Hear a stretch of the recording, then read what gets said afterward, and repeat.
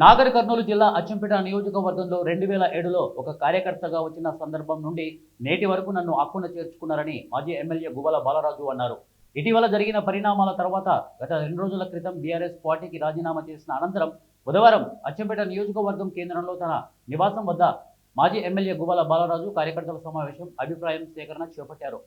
ఈ సందర్భంగా అచ్చంపేట పట్టణంలో 2వ స్థాయి పార్టీ క్యాడర్ అంతా కూడా వేరుగా సమావేశం ఏర్పాటు చేసుకోవడం, అలాగే బాలరాజు అభిమానులు యువత బాలరాజు నివాసానికి చేరుకొని చర్చించుకుంటున్నారు. ఇక బాలరాజుతో సమావేశమైన యువ నాయకత్వం రాజీనామా విషయంలో పునరాలోచనను చేయాలని నాయకులు బాలరాజును కోరారు. రెండిట్లలో ఏ పార్టీ గెలిచే అవకాశం? నాకు పదవే కావాలంటే నాకు గెలిపే ముఖ్యమంటే టిఆర్ఎస్ లో ఉండడమే సేఫ్ కదా.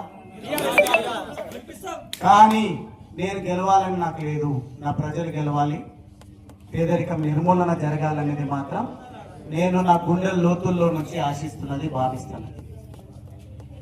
గెలిపించాల్సింది, గెలవాల్సింది పార్టీలు కాదు, పెద్ద మనిషి పార్టీలు కాదు, నాయకులు అని చెప్పిన నాయకుడు కేసీఆర్ గారు. పార్టీలు కాదు, నాయకులు కాదు, ప్రజలు గెలవాలని చెప్పింది. కానీ ఈరోజు ఫైట్ బిట్వీన్ అధికార పార్టీ ప్రతిపక్ష పార్టీ అధికారంలోకి రావడం కోసం మాత్రమే జరుగుతున్నట్టుగా నాకు అర్థమవుతా ఉంది.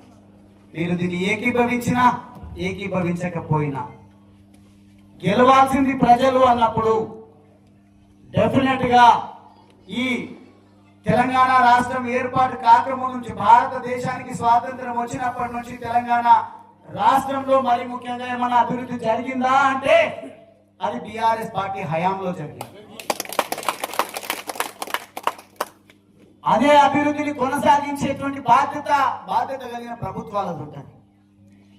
ఆ బాధ్యతను మరిస్తే విమర్శించాల్సినటువంటి, ఎత్తి చూపాల్సినటువంటి బాధ్యత ప్రధాన ప్రతిపక్షానికి ఉంటుంది.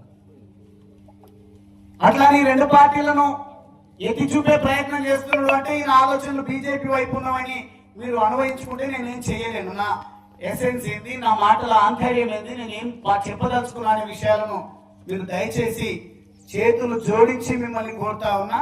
దయచేసి అంచనా వేసుకోండి, నేను ఏం చెప్తున్నానో అర్థం చేసుకోండి. ఎవరో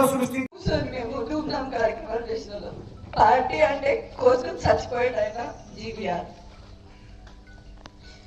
మీ అందరితో ఏ పార్టీలో ఉన్నా ఏ నాయకుడైనా కూడా మీ ఇంట్లో ఏం సమస్య ఉందో కనీసం మీ పేరైనా గుర్తుపెట్టుకోలేదు తెలియదు, కానీ మీ ఇంట్లో ఉన్న సమస్యతో మీ బంధువులతో ముడిపడి ఉన్నాడు.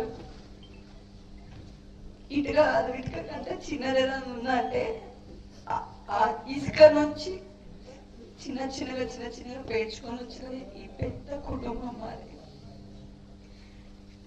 మేము ఎక్కడ దూరమయ్యే సమస్యనైతే ఉండదు. ఏ రోజు కూడా ఆయనకు అలవాట్లేదు ఈ పార్టీ ఆ పార్టీ ఆయన మొహం చూసి కొట్టు పెట్టే రకం కాదు. మీరు ఇదంతా బాగా గుర్తుపెట్టుకోవాలి. ఏ రోజైనా ఏ పార్టీ వాళ్ళైనా కానీ మనల్ని హత్తుకొని భుజాన్ని ఎక్కించుకొని తిరిగిన ఆయన